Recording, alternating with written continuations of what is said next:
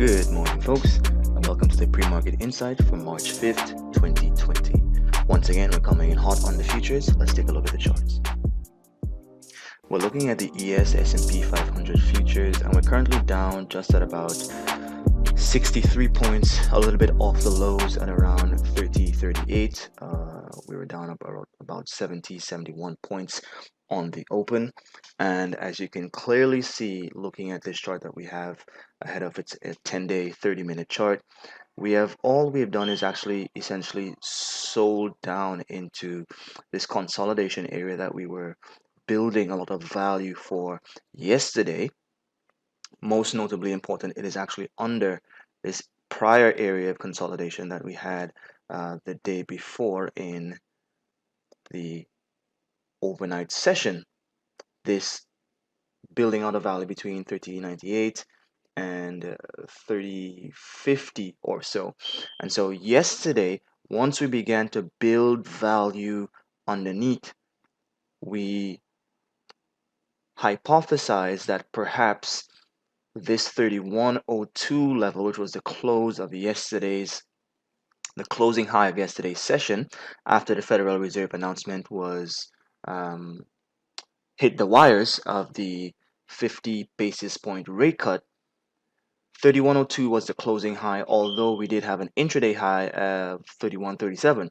And so we hypothesized that, listen, if we do begin to build out value and the ranges begin to shrink, at that point, given that the VIX was still very elevated, given that the at-the-money calls and puts were both implying a large move in either direction, we would be going to test one side of the range definitively.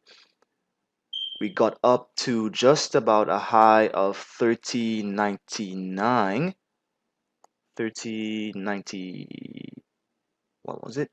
30.98 before we backed off a bit and then rallied and broke through that 3102 to test where, surprise, surprise, this 3125 level that we've been talking about for the past several sessions. The close was rather bullish, but as you can see, the moment we closed, we began progressively and very orderly selling off. Now, given the fact that we've come back into this area of price value, it is a possible level of interest that you might decide, okay, I would like to go long against this level, possibly looking for a retest back into 30.85. But